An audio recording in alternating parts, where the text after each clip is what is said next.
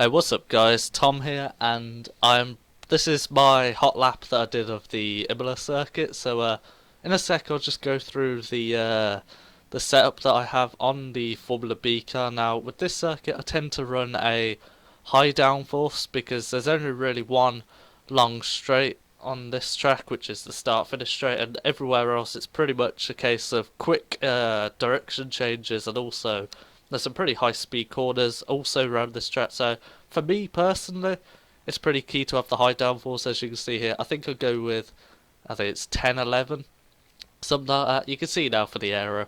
But that's pretty much all I change on the setup front.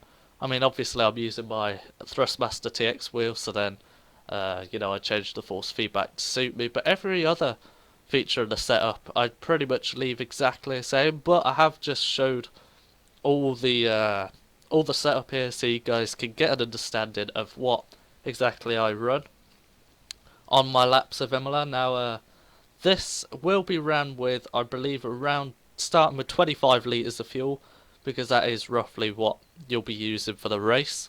So I tend to more focus on a race sort of setup than a qualifying setup, because with this game particularly, consistency does seem to be what matters on this game. So I kind of ditched the all-out speed attempt and just go for laps, which maybe they aren't the quickest ever, but they are, the most consistent that I do. So yeah, just coming to the end now of the setup. As there's the gearing that I use, but again that's standard. And as you can see there, that's the amount of fuel that I have. And now let's get out on track and let's show you the hot lap. So coming out the final corner on your qualifying lap, or indeed the race, you want to use your curves out of the final corner. You will have the shortest run to the line. And now we cross the line, coming down towards the first corner, this brilliant section. What you want to do is you want to brake sort of slightly after the curve on the left. You're going to take as much curb through here as you can, preferably not run too far left so you can go right and then left again through that section. But then quick left-hander, you want to take as much curb as you can through here as well to get good exit through here. And then you brake at the 50-metre point. Now you turn in. You don't necessarily need the apex here actually to get a good exit up here. That's sort of what you need on this circuit as well. It's more about the exit speed than the actual corner speed.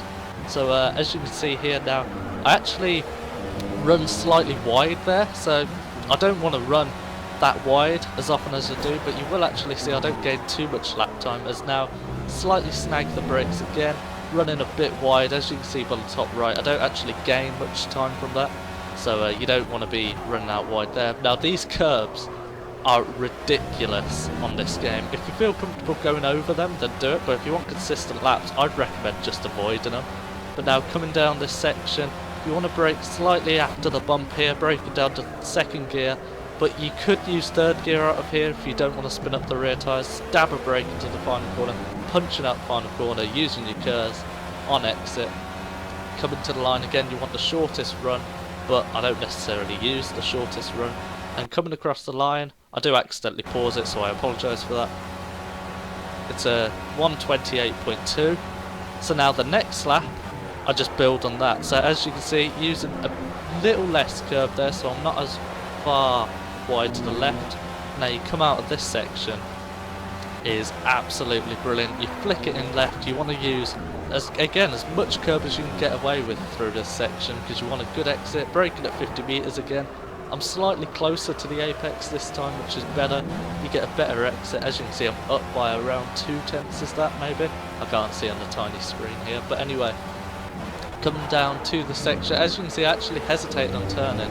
I didn't run as wide that time, so if I'd have had a better turn-in, I wouldn't have ran wide and exceeded track limits there. But as you can see, I lock up the brakes. I'm nowhere near as wide this time on that corner, and as you can see, I gain time by not being wide. So really it is about staying on the track. Yeah, as you can see, braking in between 150 metres, I actually get the curbs perfectly right this time. Again, you don't want to run wide there because you will lose time out on the exit on the right. And now you're coming down under the bridge, you want to brake slightly after the bump again, before the 100-metre mark. You turn in. As you can see here, I use third gear to get the best drive, dab of brakes, power it out, full curves. As you can see, we're coming across the line. I believe now we use the shortest run to the line to good effect. It gains you less than a tenth, to be honest, but qualifying that could make all the distance. And there we are, a 1:27.9. Fantastic.